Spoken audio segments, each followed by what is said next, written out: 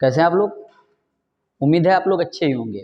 देखिए, आप लोगों को बता दें कि जो हमारे वीडियोज़ हैं एजुकेशन से रिलेटेड, जो आप लोगों को पढ़ाया जाता है, उसमें आप लोगों को हिंदी मीडियम के क्वेश्चंस लगवाए जाते हैं। आप लोग जानते हैं कि जो भी वीडियो आज तक हमने बनाए हैं, वो सब हिंदी मीडियम से रिलेटेड थे। क्लास 8, 7, 6, 5 या किसी भी टाइप का क्वेश्चन मैथ का जो आप लोगों को पढ़ाया जाता है, वो सिर्फ हिंदी मीडियम से रिलेटेड था।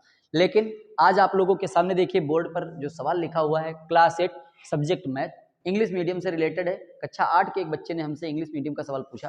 तो जिस सवाल को आप लोगों को बोर्ड पे आज बताया जाएगा, समझाया जाएगा, और जिस बच्चे ने हमसे पूछा है वो बच्चा भी इससे पढ़ेगा। तो उम्मीद है आप लोग भी सपोर्ट करेंगे थोड़ा सा।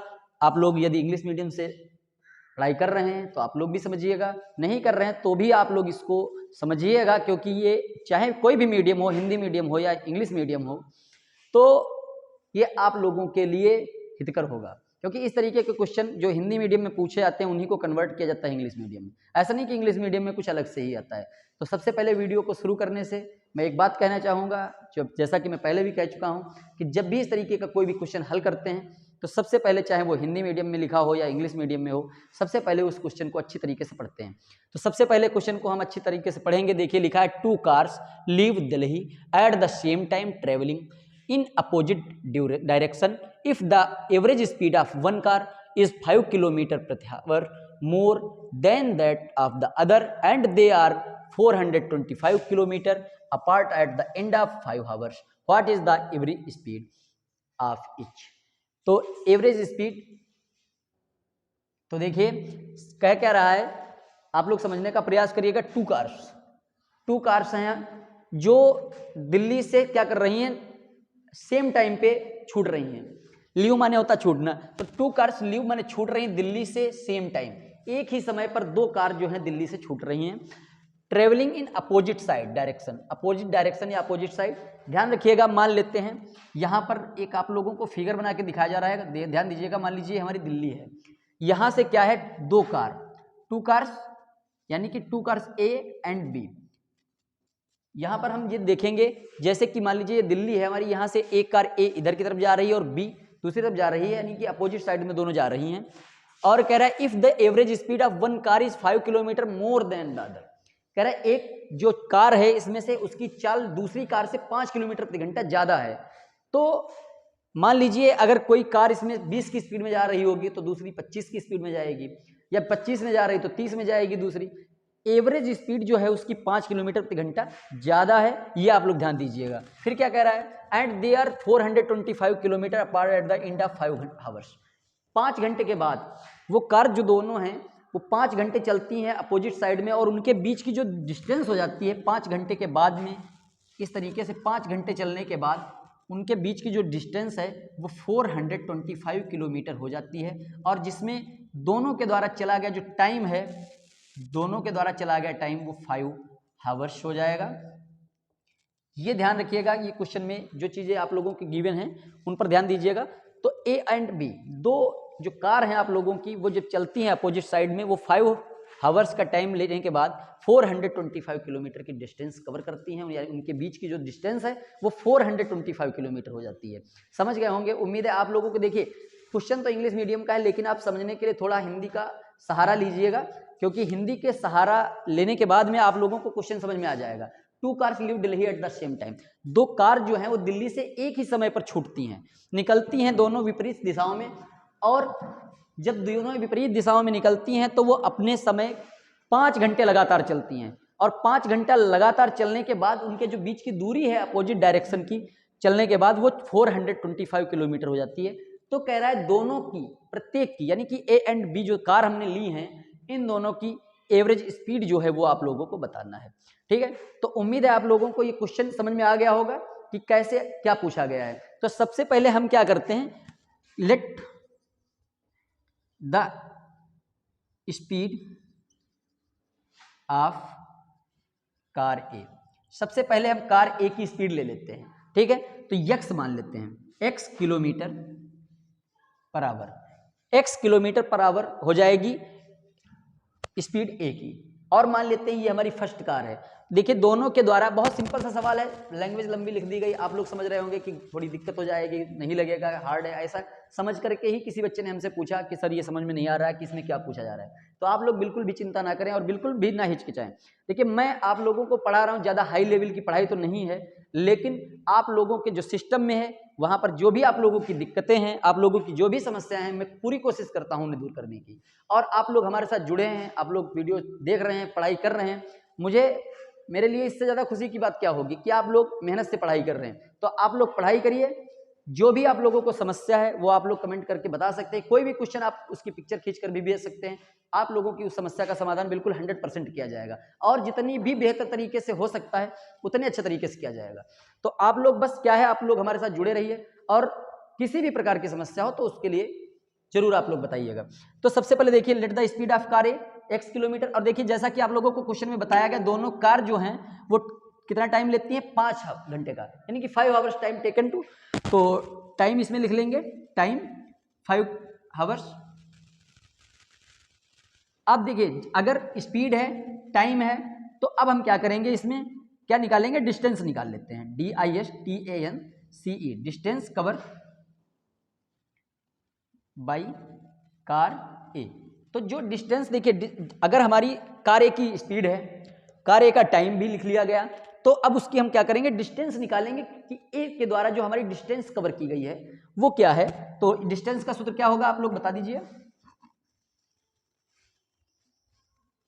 Distance speed multiply time. आप लोगों को याद है, आप लोग इंग्लिश मीडियम में पढ़े या हिंदी मीडियम में, इससे मतलब नहीं होता है। डिस्टेंस इक्वल टू होता है speed into time. Speed x, time है 5, तो हो जाएगा 5x km, यानी कि किलोमीटर।